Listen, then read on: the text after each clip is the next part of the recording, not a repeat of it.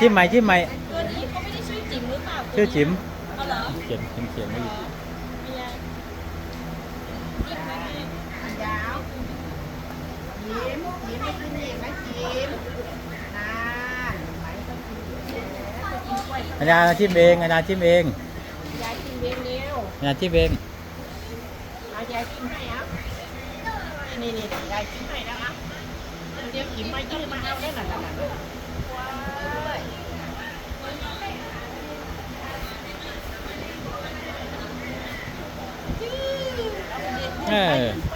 ยืดยาวๆหน่อยสิ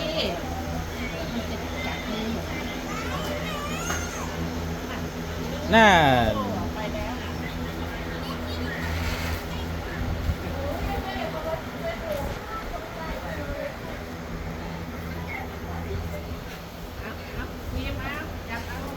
ให้จิ๋มเร็ว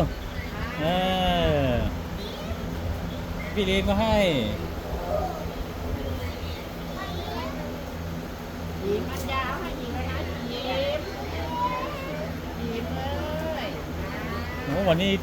จิ๋มกินอิ่มยับรับเละเลยวันนี้อ้วนเลย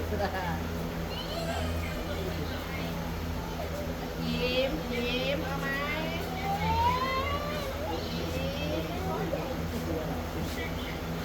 เดี๋ยวพี่อลินสิหมดหรือยังยาหมดยังไข่ยาหมดแล้วพอแล้ววิวมันเยอะแล้วพอแล้ววิวพอแล้วป่ะให้อย่างอื่นบ้าง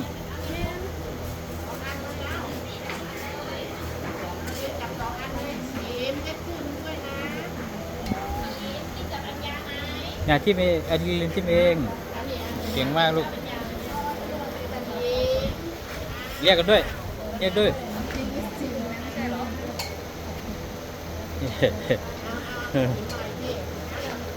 นี่มีสจิม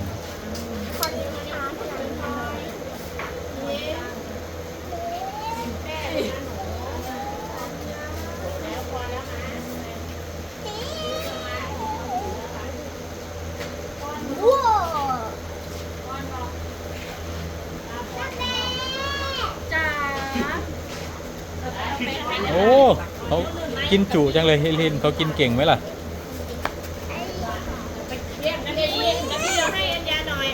เอาไว้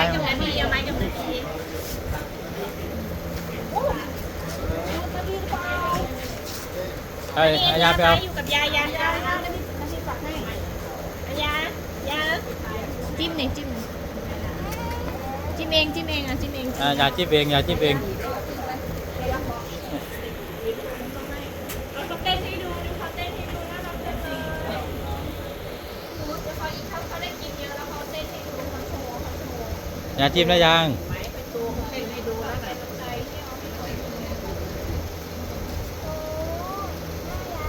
โอ้ยเก็บได้ไหมเนี่ยได้มาแล้วเรียกชื่อเขาสิกินกับไอรินไหมคะ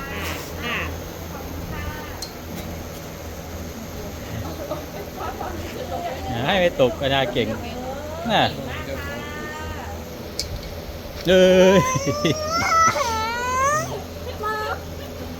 ให้น้องพอแล้วปะหมดแล้วจะไปให้อาหารยีราฟปะที่ปะใครจะไปหายีราฟ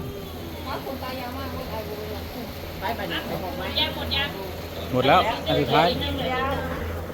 ไปให้อาหารยีราฟแล้วนะ